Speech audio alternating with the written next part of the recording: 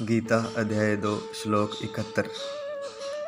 विहाय कामन्यः सर्वान् पुमांस चरति निःस्पृहः निर्ममो निरहंकारः सा शांतिं दिगच्छति। जो पुरुष संपूर्ण कामनाओं को त्याग कर, विहाय कामन्यः संपूर्ण कामनाओं को, सर्वान् पुमान सर्व कामनाओं को त्याग कर, चरति विचरता है। किस किस कामनाओं को त्याग कर? जो भी कामना है, जो भी इच्छा है, उन सब को त्याग कर, निर्ममो ममता रहित, निरहंकारा अहंकार रहित, निस्पृह और स्पृह रहित हुआ विचरता है, वही शांति को प्राप्त होता है। तो सबसे पहले क्या करना है? शांति के लिए सभी कामनाओं का त्याग करना है। जैसे अष्टावक्र गीता में अष्टावक्र जनक को कहते हैं, हे जनक, कामना से व्याधि नहीं और निष्कामना से समाधि नहीं। तो पहले तो सब कामनाओं का त्याग करना है। फिर क्या होना है? निर्मम, ममता रहित होना है। ममता जिसे मोह ही कहा गया है, मेरापन, उससे रहित होना है। सब परमात्मा का है, मेरा कुछ नहीं है। ये वस्तुएं भी परमात्मा की हैं, ये रिश्ते नाते भी परमात्मा के हैं। और भाव क्या रखना है उनके प्रति? मैं इनका सेवक हूँ। जो भी रिश्ते नातों से मेरा संबंध है, ये सब परमात्मा के हैं और मैं इनका सेवक हूँ। परमात्मा ने मुझे इनका सेवक नियुक्त किया है।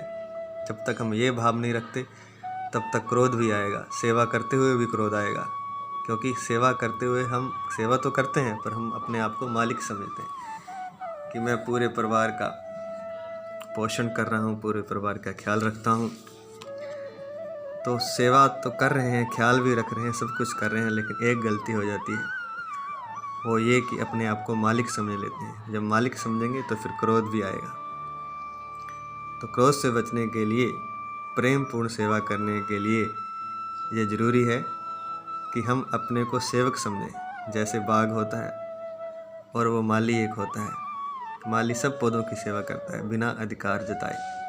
तो ऐसे ही सेवक समझकर जो सेवा करता है, उसी की सेवा सफल है।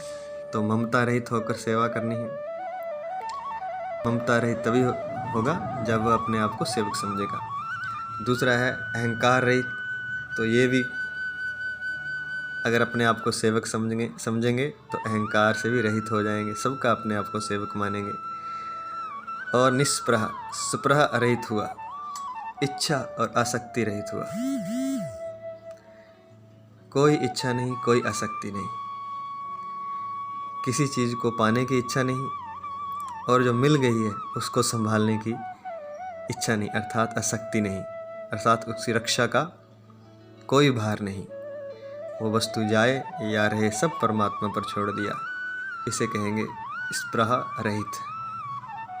ये सारी चीज़ें कैसे होंगी? ये हो जाएंगी, एक ही तीर से सारे शिकार हो जाएंगे, अगर हम अपने को सेवक मानते हुए कोई भी कार्य करते हैं। चाहे परिवार का पालन पोषण करते हैं, चाहे कोई भी कर्म करते हैं, चाहे बिजनेस करते हैं, चाहे व्यापार करते हैं, अपने आप को सेवक मानते हुए जब हम करेंगे, तो फिर इन तीनों चीज़ों से वो मुक्त हो जाएगा। ममता रहित भी हो जाएगा, अहंकार रहित भी हो जाएगा, और इच्छा और आसक्ति रहित भी हो जाएगा।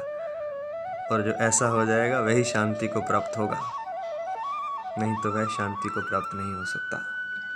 ये सारे श्लोक अपने आप को समझने के लिए हैं, अपने भीतर कहाँ कहाँ पर हम अटके हुए हैं, कहाँ कहाँ अटकाव है, कहाँ कहाँ भटकाव है, उन सबको समझने के लिए हैं। और एक पॉइंट को हाईलाइट करके बताया जा रहा है, बिल्कुल सुस्पष्ट, कि यहाँ पर खूंटी अटकी हुई है, यहाँ से खोल लो, यहाँ से तुम्हारी नाव अटकी हुई है, यहाँ से निकाल लो। तो ये सारा विश्लेषण किया गया है, और बड़ा सटीक और सूक्ष्म विश्लेषण है, अपने भीतर का और बाहर का भी है। तो इसको जैसे जैसे समझते जाएंगे, समझ भी मुक्ति लाती है। साधना एक अलग चीज़ है, साधना से तो काम होएगा ही होगा, लेकिन उससे पहले समझ जरूरी है। समझ, ज्ञान, कहते हैं कि समझ और ज्ञान मुक्ति लाता है। क्योंकि जब तक रास्ते को समझेगा नहीं, तब तक चलेगा कैसे? तो रास्ते पर चलने से पहले रास्ते को समझना जरूरी है। इसलिए ज्ञान मुक्ति लाता है, समझ मुक्ति लाता है। आधा रास्ता तय हो जाता है उस बात को समझने से, अपने भीतर को समझने से, अपने मन को समझने से आधा रास्ता तय हो जाता है और बाकी आधा रास्ता चलने से तय होगा। जय श्री कृष्ण।